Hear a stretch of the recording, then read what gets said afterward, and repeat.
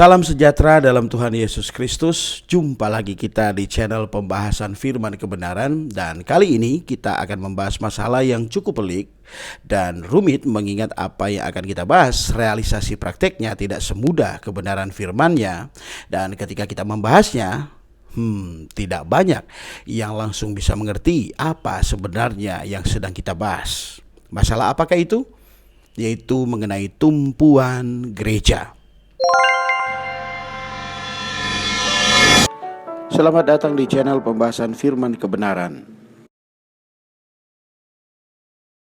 Ada dua aspek penting dan mendasar dalam penghidupan gereja orang Kristen. Yang pertama adalah Kristus sendiri yang adalah hayat, isi, dan segala sesuatu dalam gereja.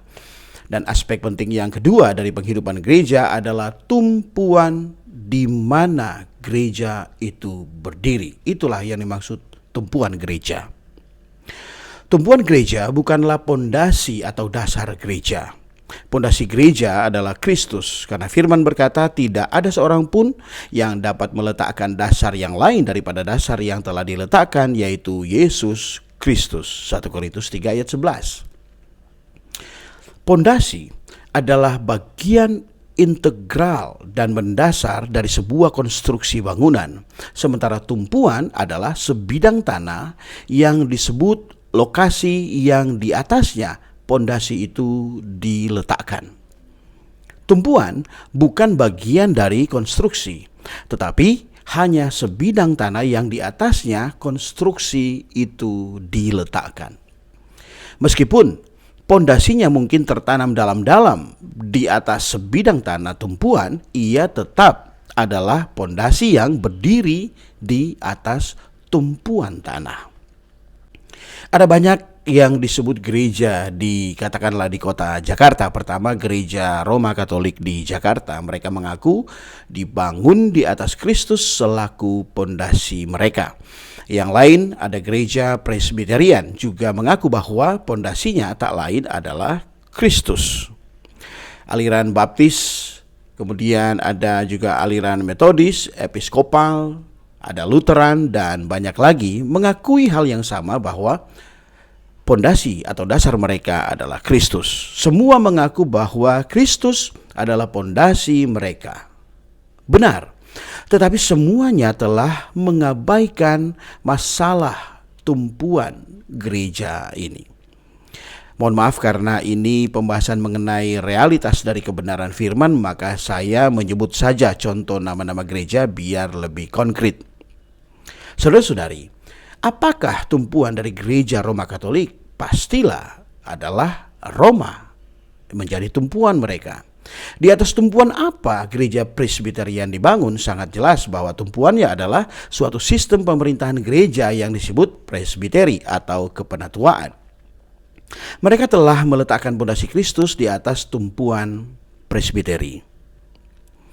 Nah, bagaimana dengan gereja Baptis? Mereka meletakkan pondasi Kristus di atas tumpuan baptisan selam.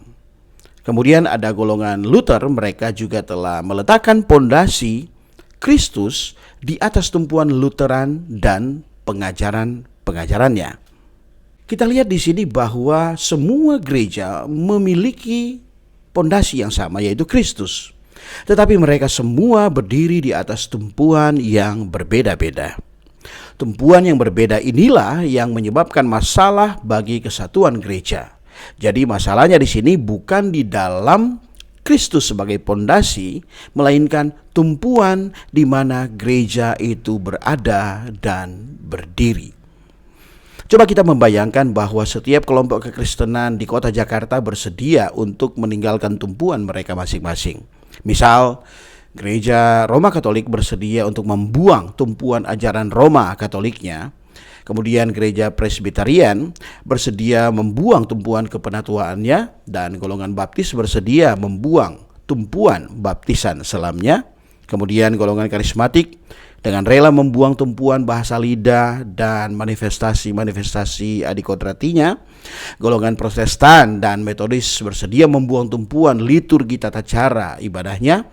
Kemudian gereja Reform bersedia membuang tumpuan teologi sistematisnya, ortodoks membuang tumpuan tradisi suci dan hierarkinya, semua kelompok bersedia untuk meninggalkan tumpuannya masing-masing. Kemudian apakah yang akan terjadi? Semua tumpuan sekte akan hilang dan secara spontan akan hanya ada satu tumpuan umum yang akan eksis berdiri. Tumpuan apakah itu? Yaitu tumpuan lokalitas, yakni tumpuan di suatu kota, yaitu Jakarta sebagai tumpuan semua kaum beriman di kota Jakarta yang akan menjadi satu gereja yang bernama Gereja di Jakarta, seperti halnya gereja-gereja yang ada di dalam Alkitab tanpa perpecahan. Semua denominasi yang berbeda akan hilang. Lalu semua kaum beriman dengan satu Kristus akan membentuk gereja yang satu dan satu-satunya di kota Jakarta, yaitu Gereja di Jakarta. Inilah tumpuan yang tepat bagi gereja lokal di Jakarta dan satu-satunya tumpuan yang dapat memelihara seluruh kaum beriman di lokal ini dalam keesaan. Coba kita perhatikan, ketika Paulus pergi ke Korintus untuk memberitakan Injil dan melakukan pekerjaan Tuhan, apakah ia menetapkan gereja Paulus dengan Kristus selaku pondasinya? Kemudian apakah juga Apolos yang juga melakukan ministry di Korintus menetapkan gereja di atas tumpuan Apolos dengan Kristus selaku pondasinya?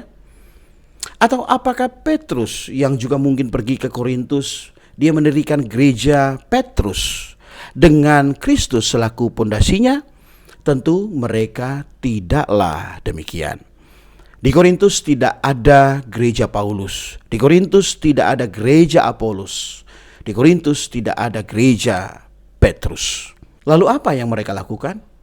Ketika Paulus pergi ke Korintus dan membawa orang kepada Tuhan, ia mendirikan gereja di Korintus. Di atas tumpuan apa? Di atas tumpuan Korintus. Ia mendirikan gereja lokal di Korintus dengan Kristus selaku pondasinya. Ketika Apolos pergi ke Korintus, ia tidak mendirikan gereja yang lain, melainkan ia membangun kaum beriman di atas pondasi yang sama dan di atas tumpuan yang sama, yaitu tumpuan Korintus sebagai satuan dan cakupan lokal gereja di Korintus. Paulus menanam orang percaya di tumpuan Korintus dan Apolos menyirami mereka di Korintus. 1 Korintus pasal 1 ayat 2 mengatakan gereja dalam bentuk tunggal di Korintus.